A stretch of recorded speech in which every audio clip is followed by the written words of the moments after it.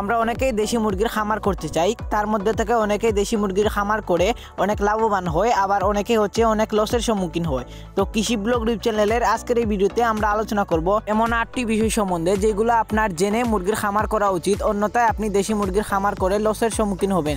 তো কি সেই 8টি বিষয়ে, চলুন এই বিষয়ে আলোচনা করা যাক। দেশি মুরগির খামার করে লাভবান হওয়ার জন্য প্রথমে আপনার পরিকল্পনা ও লক্ষ্য নির্ধারণ করতে হবে, দ্বিতীয়ত স্থান এবং গড় প্রস্তুত করতে হবে, তৃতীয়ত মুরগির সঠিক জাত নির্বাচন করতে হবে, চতুর্থত মুরগির খাদ্য ও পানি ব্যবস্থাপনা সঠিক রাখতে হবে, 5 নম্বর স্বাস্থ্য ব্যবস্থাপনা সঠিক রাখতে হবে, 6 নম্বরে বাজারজাতকরণ পরিকল্পনা করতে হবে, 7 নম্বর খামার ব্যবস্থাপনা টিপস বিষয়ে জানতে হবে, 8 নম্বর ঝুঁকি ব্যবস্থাপনা আপনার বুঝতে হবে। তো এই হলো দেশি মুরগির খামার শুরু করার আগে 8টি বিষয় যেগুলো আপনার জেনে মুরগি পালন করা শুরু করা উচিত, অন্যথায় আপনি লসের সম্মুখীন হবেন। আপনারা অনেকেই জানেন দেশি মুরগি অন্যান্য মুরগির জাতের তুলনায় অনেক স্ট্রং এবং শক্তিশালী হয়ে থাকে, যার ফলে তাদের রোগ প্রতিরোধ ক্ষমতাও কিন্তু অনেকটাই বেশি থাকে।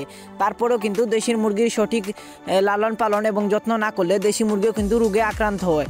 তাছাড়া অন্যান্য মুরগির তুলনায় দেশি মুরগি কিন্তু খাবার খরচও কিন্তু অনেকটাই কম আসে। তবে দেশি মুরগির ক্ষেত্রে দেখা যায় দেশি মুরগি অন্যান্য মুরগির তুলনায় ডিম অনেক কম দেয়, কেননা দেশি মুরগি কিন্তু একবার ডিম দিলে 12 থেকে 14টা কিংবা ঊর্ধ্বে হলে 15 থেকে 18টা পর্যন্ত ডিম দেয়। তারপর কিন্তু দেশি মুরগি মোটামুটি অনেক দিন কিন্তু গ্যাপ নেয়।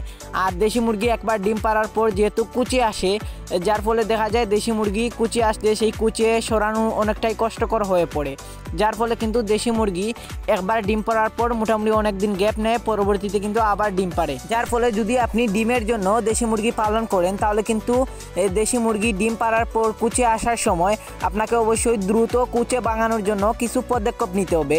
যেমন আপনি যদি যে কোনো একটা খাঁচার মধ্যে দেশি মুরগিকে কুচে মুরগিকে আটকে রাখেন এবং সেখানটায় যদি একটা বা 2টা মুরগ ছেড়ে দেন, তাহলে দেখবেন 2-3 দিনের মধ্যে সেই মুরগিটা কিন্তু কুচে ভেঙে যাবে।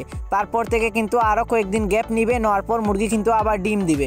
তো এরকম কিন্তু আপনার ব্যবস্থাপনা সঠিক রাখতে হবে। তার পাশাপাশি খাবার দাবারও কিন্তু সঠিক রাখতে হবে, যাতে মুরগিটা পর্যাপ্ত পরিমাণে খাবার দাবার পায় এবং সঠিকভাবে ডিম পাড়ে। এইরকম কিন্তু আপনার খাবার এবং পানির ব্যবস্থাপনা সঠিক রাখতে হবে। তো দেশি মুরগি যখনই ডিম পারবে তখন আপনি লেয়ার 1 যে খাবার আছে ওইটা কিন্তু আপনি দেশি মুরগিকে খাওয়াতে পারেন। এক্ষেত্রে দেশি মুরগির ডিম কিন্তু প্রোডাকশন ভালো হবে, তার পাশাপাশি কিন্তু দেশি মুরগির খাবার চাহিদাও কিন্তু পূরণ হবে। তার পাশাপাশি দেশি মুরগির খামার সবসময় পরিষ্কার পরিচ্ছন্ন রাখতে হবে, যাতে কোনো রোগ ব্যাধি আক্রমণ না করে। দেশি মুরগির ক্ষেত্রে যদি কোনো রোগ আক্রমণ করেই ফেলে তাহলে আপনি যেই মুরগিকে আক্রমণ করেছে সেই মুরগিকে অন্য মুরগির থেকে আলাদা করে রাখবেন এবং সেই মুরগিকে ট্রিটমেন্ট দিবেন। তার পাশাপাশি অন্যান্য যেই সুস্থ মুরগি আছে ওইগুলাকেও কিন্তু আলাদা করে ট্রিটমেন্ট দিবেন। এক্ষেত্রে ওরা কিন্তু সেই রোগে আক্রান্ত হবে না এবং সুস্থ থাকবে। তার পাশাপাশি দেশি মুরগিকে যদি আপনার সুবিধা থাকে তাহলে অবশ্যই আপনি RDB ভ্যাকসিনগুলো দিয়ে দিবেন। এক্ষেত্রে রানীক্ষেত রোগের সম্ভাবনা থাকবে না।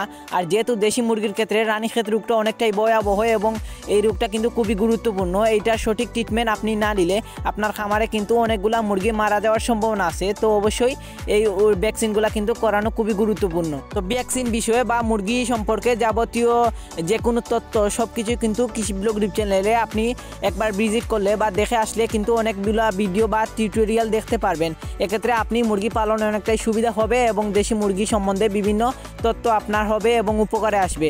তো সেই সমস্ত ভিডিও দেখার আমন্ত্রণ জানিয়ে কৃষি ব্লগ ইউটিউব চ্যানেলের এই ভিডিও থেকে বিদায় নিচ্ছি। আর এতক্ষণ পর্যন্ত কৃষি ব্লগ ইউটিউব চ্যানেলের এই ভিডিওটি দেখার জন্য আপনাকে অসংখ্য ধন্যবাদ।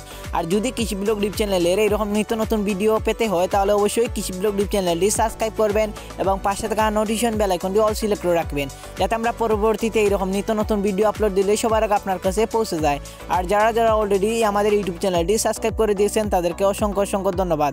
আর যদি ভিডিওটা ভালো লেগে থাকে তাহলে অবশ্যই লাইক, কমেন্ট এবং শেয়ার করবেন, এতে আরও আমরা নিত্য নতুন ভিডিও বানাতে উৎসাহিত হই। আজ এ পর্যন্ত দেখা হবে অন্য কোনো দিন অন্য কোনো ভিডিও। ততক্ষণ পর্যন্ত সবাই সুস্থ থাকবেন, ভালো থাকবেন। আজকে বিদায় নিচ্ছি, আল্লাহ হাফেজ।